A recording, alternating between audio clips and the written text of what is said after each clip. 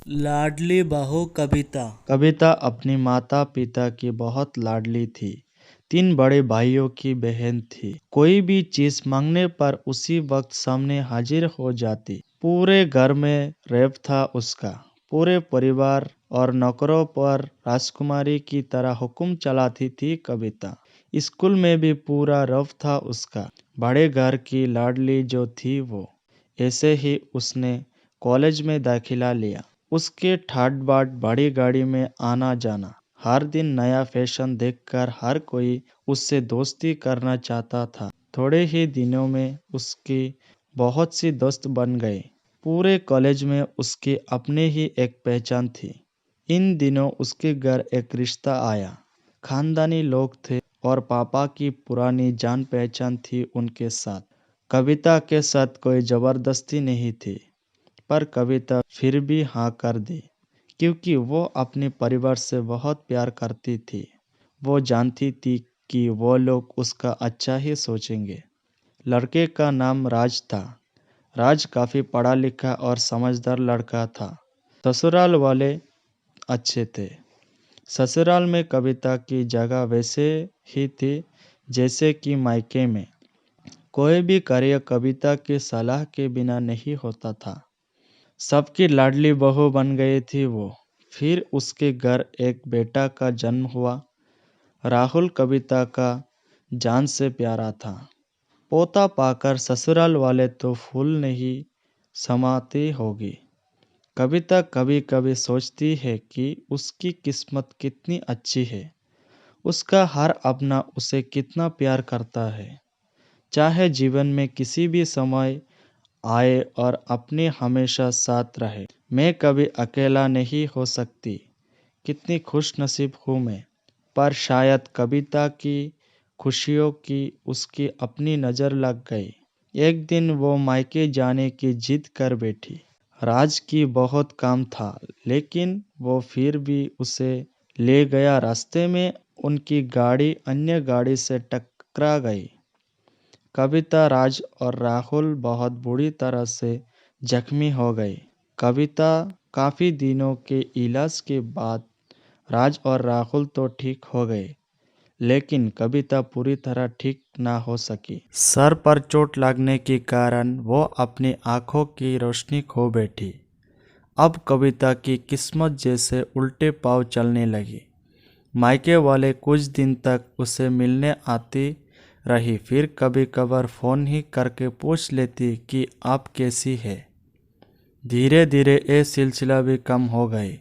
ससुराल वालों की सहानुभूति भी कम होने लगी। घर में किसी को के पास बैठने के लिए कहती तो जवाब मिलता, बहुत कम है आप, तुम अभी हाथ नहीं बढ़ा सकती। राज भी चिड़चिड़ा हो गई थी। राहुल ही था उसका साथ, जिसके साथ हंसते खेलते उसका वक्त गुजारता।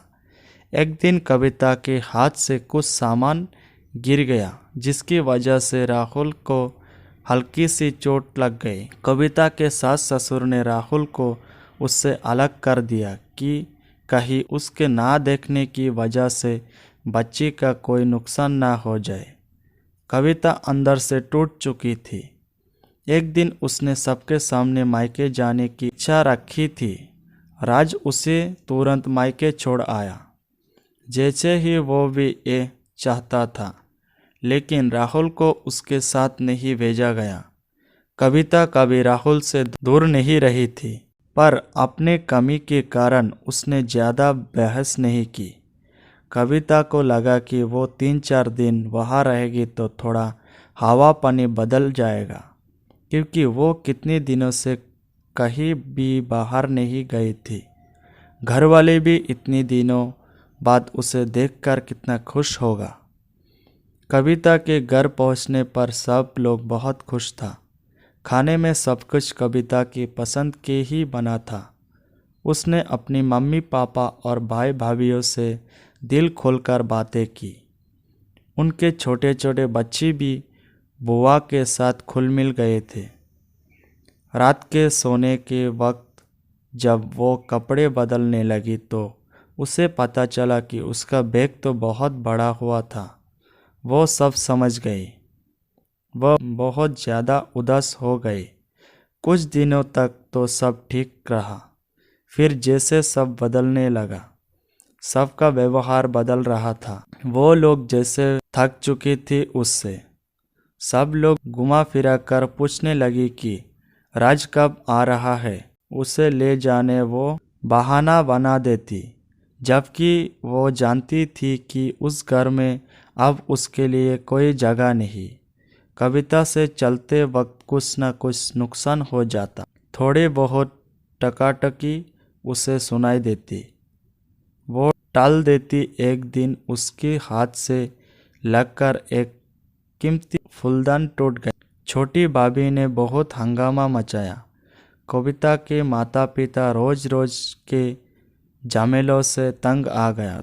उन्होंने राज को खुद से फ़ोन कर दिया। राज कविता को अपने घर ले गया। कविता को अपने परिवार वालों से ये उम्मीद नहीं थी। जिस कविता को कह बिना घर में एक पत्ता भी नहीं हिलता, उस घर के लिए वो अब बोझा बन चुकी थी। राज के साथ ससुराल आते वक्त वो बहुत खुश थी, क्योंकि वो अपने घर जा रही थी, अपने जिगर के टुकड़े राहुल के पास। परंतु ये खुशी भी कुछ पल के ही थी। सारा बंदोबस्त पहले से की हुआ था। कविता को सीधे ऊपर वाले कमरे में पहुंचा दिया गया। राहुल से दूर रहने की सख्त चेतावनी दी गई। एक काम वाली लता को उसकी जिम्मेदारी सौंपी गई, जो उसके खाने पहनने जैसे ज़रूरतों को ध्यान रखती। कविता ज़्यादातर चुप ही रहती। कभी कभी काम वाली लता से थोड़ा बतिया लेती। उसकी जरिए राहुल का पता चल गया। सबके लाडली बेटी और बहू सबके लिए लाडली से बोझ बन चुकी थी।